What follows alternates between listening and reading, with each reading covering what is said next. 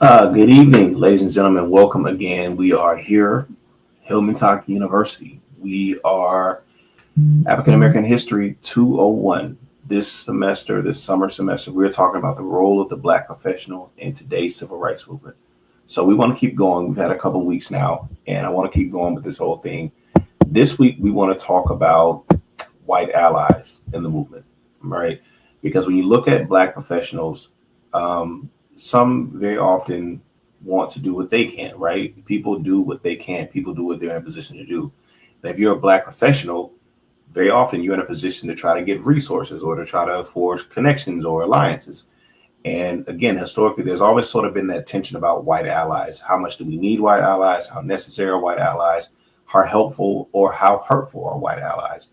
So today we want to ask that question, but we want to look at, historically, take a historical lens to this.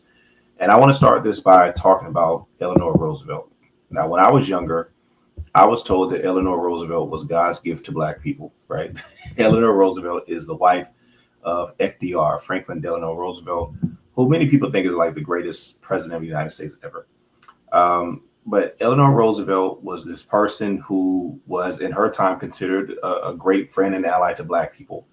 She was a voice who used her platform as a very privileged white woman to speak out on civil rights in her day.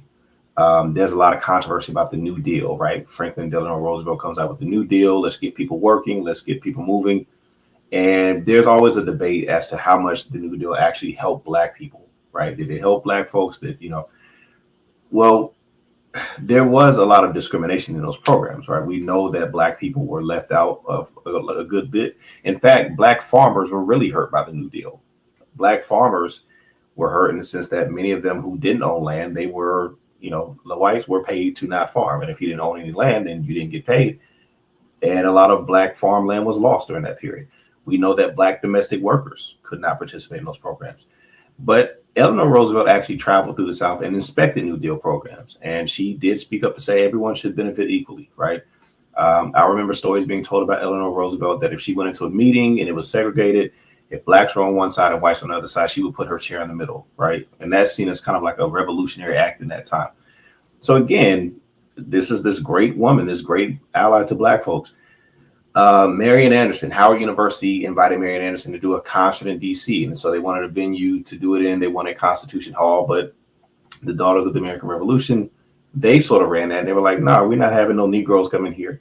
Well, Eleanor Roosevelt resigned from the organization and arranged for Marian Anderson to do a concert at the Lincoln Memorial, right? She invites Black folks to the White House. That was a big deal at that time. She's friends with Mary McLeod Bethune. She gets her appointed to work in the administration. However, if you sort of fast forward some years later, 1951, a bunch of Black folks got together, activists and a bunch of folks and said, listen, let's have this petition. And we want to present this petition to the UN Assembly, United Nations Assembly. The petition was called We Charge Genocide. Now, this is a radical thing because the term genocide, by the way, was a new term. It was only about 7 years old. It came out of a book that dealt with Nazi atrocities in World War II.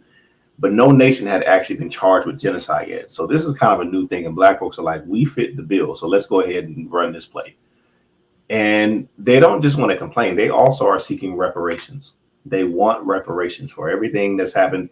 They document 10,000 or so Black folks being lynched. They document all the atrocities. They document the violence, the terrorism. All this stuff is documented. They have all this and they want to present this to the UN Assembly. And just take a wild guess. Who blocks this? That same Eleanor Roosevelt. That's who. Eleanor Roosevelt gets up at the UN and she's like, nah, this is crazy. Y'all get out of here.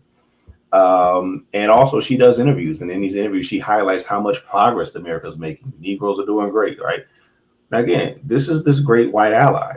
I was told this is this great white ally who just loves Negroes and all this kind of stuff. And yet when Black folks are saying we need reparation, we need repair, it is this same woman who stands with the block. And so it paints a picture historically of the limitations of white allies.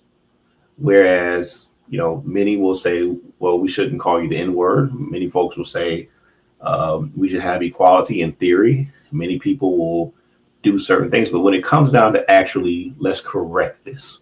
When it comes down to let's actually fix this, Let's actually make things equitable. Let's actually make repair. A lot of those same people back out.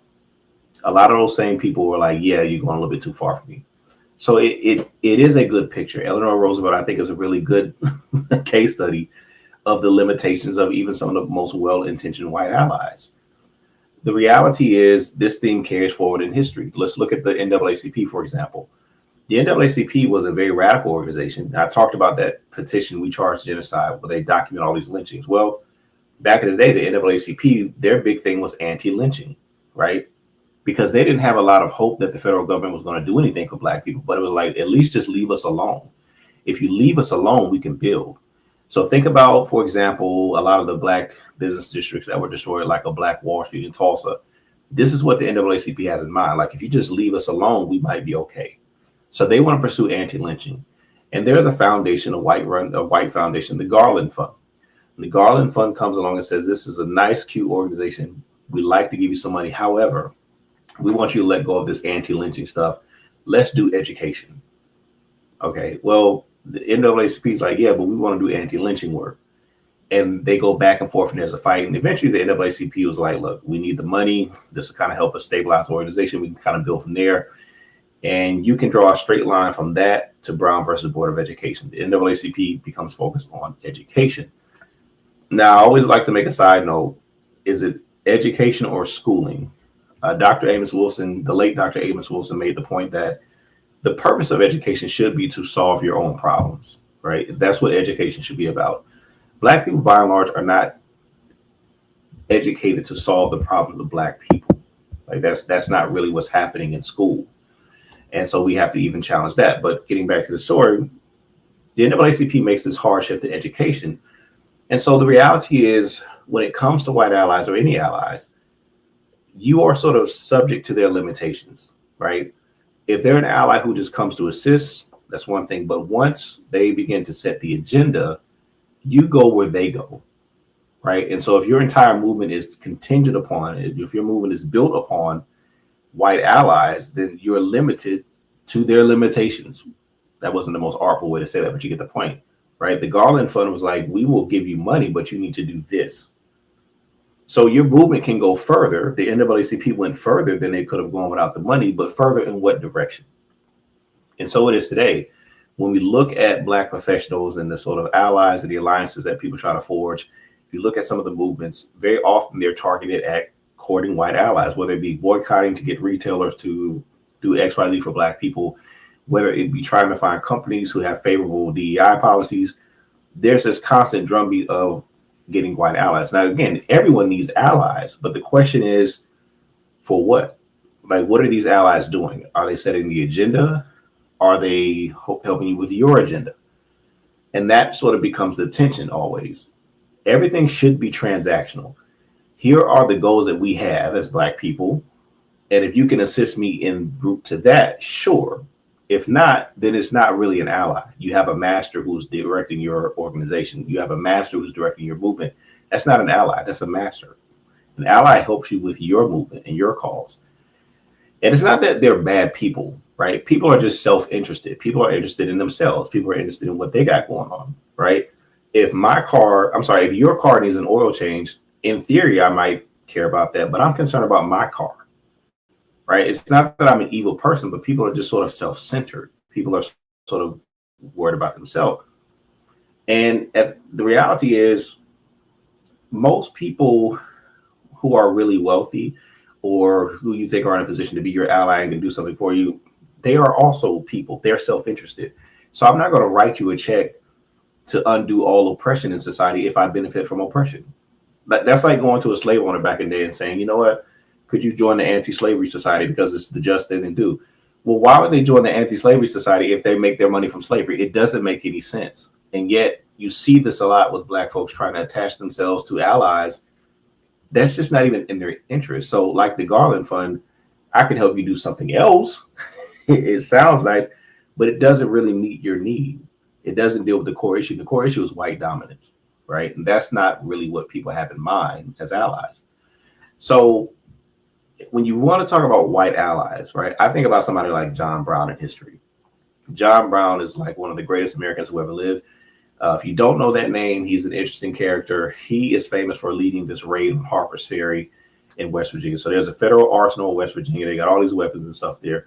This is right before the Civil War. And a lot of historians say that John Brown fired the first shot in the Civil War, not in the literal sense, but his actions definitely kind of helped bring about the Civil War much quicker. So he has this plan. But if you go back in his history, years before, he was in Ohio in a church. I don't know what they preached that day, but John Brown stood up and said, look, I'm pledging my life to the destruction of slavery. I'd love to know what church he was going to and what they were talking about. And when they passed the Kansas-Nebraska Act some years later, they have what we call bleeding Kansas because people are fighting it out over the issue of slavery. John Brown's out there fighting, risking his life. He's going hard. John Brown comes up with this plan. I'm going to go get the weapons from the arsenal. I'm going to arm all the slaves, and we're going to have this big uprising. We're going to end slavery. He's got this plan. He goes to Frederick Douglass like, yo, this is my plan. And Fred was like, that's cool, but that's really not my ministry. I'm going to let you do that, right?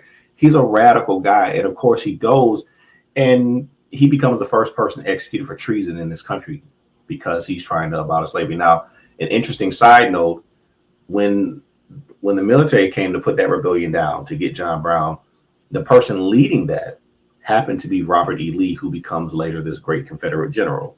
Total different story. But you get the point. John Brown was so committed to the cause of Black liberation that he was willing to risk his life, and he and his sons. Most allies are just not going that far. It's not because they're evil. It's not because they're Satan or anything. It's just people are people, and people are self-interested.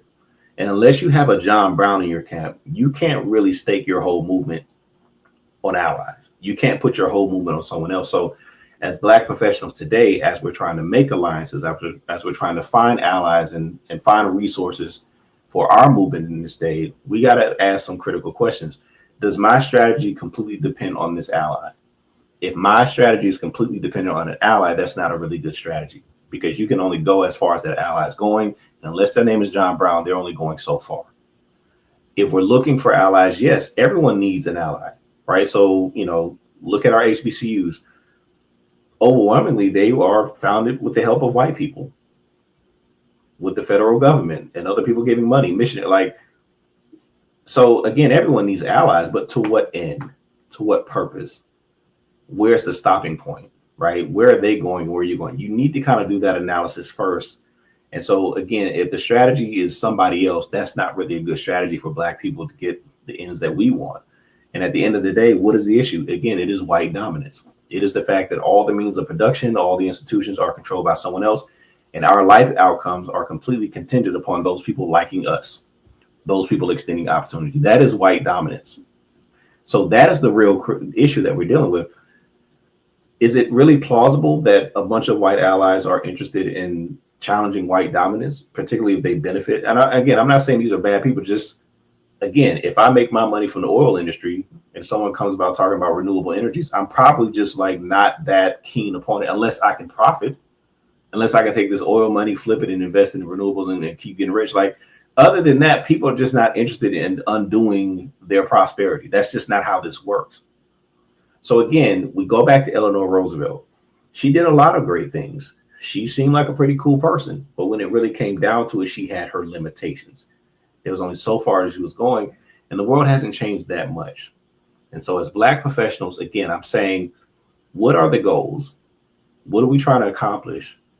And to the degree that we have allies, they need to be in line with that, or we just need to use them for what we can and then say goodbye for the rest of it. This journey, you can only go so far. We'll do the rest ourselves. All right. So again, this semester, we're going to keep talking about the role of the Black professional in today's movement. This is African American History 201, HillmanTok University. Again, I like to keep them short. I like to keep it sweet.